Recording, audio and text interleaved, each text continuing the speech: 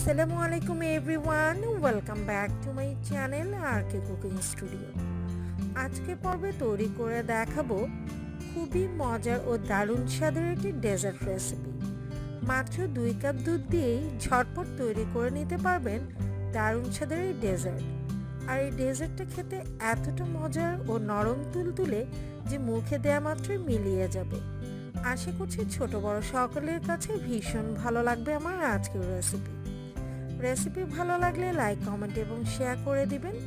সেই সাথে যারা আমার চ্যানেলে একদমই নতুন তাদের কাছে রিকোয়েস্ট রইল চ্যানেলটিকে সাবস্ক্রাইব করে পাশে থাকা বেল আইকনটা অন করে দেয়া।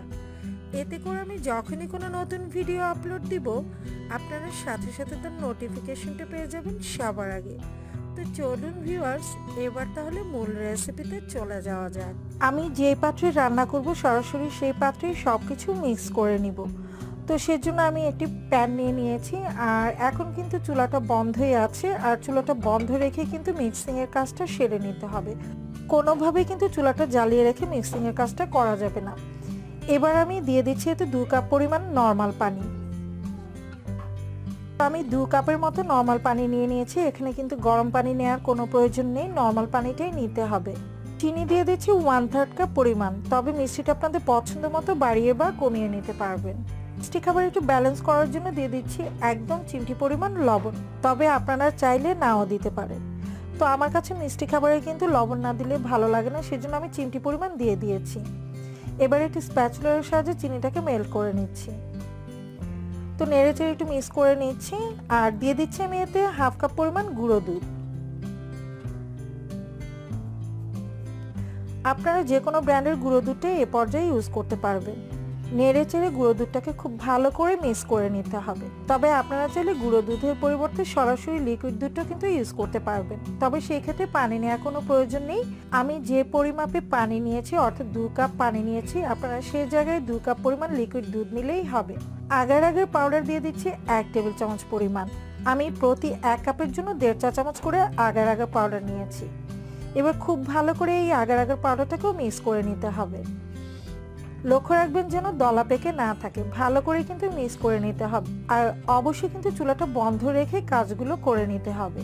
স্প্যাচুলার দ্বারা এটা ভালোভাবে মিক্স করে নেওয়া যাচ্ছে না, সেজন্য আমি একটি হ্যান্ড হুইস নিয়েছি, এতে করে খুব দ্রুত এটা মিক্স হয়ে যাবে। তবে আপনারা চাইলে কিন্তু আগার পাউডারটা সরাসরি প্যানে না দিয়ে সামান্য পরিমাণ দুধে মিক্স করে নিতে পারেন, এতে করে কিন্তু খুব দ্রুত মিক্স হয়ে যাবে। আমি যেহেতু বেশি পরিমাণ দুধের মধ্যে দিয়েছি তাই কিন্তু এটা ভেসে আছে, সহজে মিক্স হতে চাইছে না। তো আপনারা একটা কাপের মধ্যে সামান্য দুধ নিয়ে তাতে মিক্স করে নিয়ে তারপর বেশি পরিমাণ দুধে মিশিয়ে নেবেন। তো মিক্স করে নেওয়া হয়ে গেছে, এবার আমি চুলার জালটা ধরিয়ে দিচ্ছি। অনবরত নেড়েচেড়ে কিন্তু জাল করে নিতে হবে, আর চুলার আঁচটা কিন্তু মিডিয়াম লোয়ের মাঝামাঝি রেখে কাজটি করতে হবে। হাই হিটে করতে যাবে না, তাহলে দেখা যাবে এটা তলায় লেগে যাবে বা দলা পাকিয়ে যাবে। তো আমি মিডিয়াম টু লোয়ের মাঝামাঝি রেখে এটাকে জাল করে নিচ্ছি, আর অনবরত নাড়াচাড়ার উপর রাখতে হবে। তো দেখতে পাচ্ছেন আমি কিন্তু রাউন্ড রাউন্ড করে এটাকে নাড়িয়ে নিচ্ছি, একবার এদিকে একবার ওদিকে করলে কিন্তু দলা পাকিয়ে যাবে।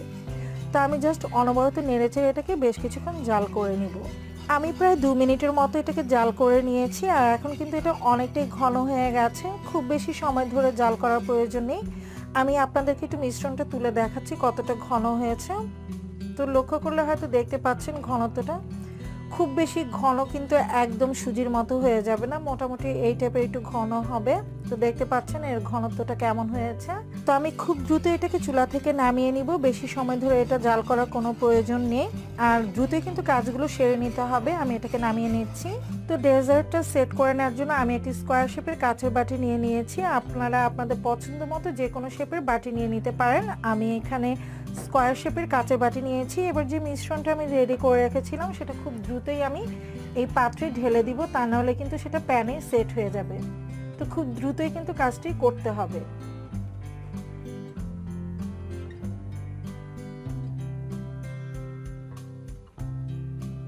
তো কিছু বাবলস ক্রিয়েট হয়েছে, সেই বাবলসগুলো আমি হ্যান্ড হুইস দ্বারা মিলিয়ে দিচ্ছি। আপনারা চাইলে কিন্তু এই মিল্ক পুডিংটাকে এরকম সাদাই তৈরি করে নিতে পারেন। তো আমি একটু দেখার সৌন্দর্যের জন্য ফুড কালার ইউজ করব। আমি 2 ধরনের ফুড কালার ইউজ করব। আপনারা চাইলে এই ফুড কালারটা স্কিপও করে যেতে পারেন। আমি সামান্য রেড ফুড কালার একটু ফোটার মতো করে দিয়ে দিব। তো আমি এটি শাঁসলি কাঠি দ্বারা দিচ্ছি, দিয়ে এটাকে এরকম জাস্ট আমি মিলিয়ে দিব যেখানে যেখানে পড়বে, যাতে করে দেখতে ভালো লাগে। তো দেখতে পাচ্ছেন জাস্ট একই ঝুঁকি করে নিচ্ছি, আর কিছুই না। আমার পছন্দ মতো আমি এটাকে এঁকে নিচ্ছি। প্রথমে আমি রেড ফুড কালারটা দিয়ে করে নিচ্ছি, দিয়ে জাস্ট কাঠির মধ্যে লাগিয়ে এরকম রাউন্ড রাউন্ড করে নিচ্ছি।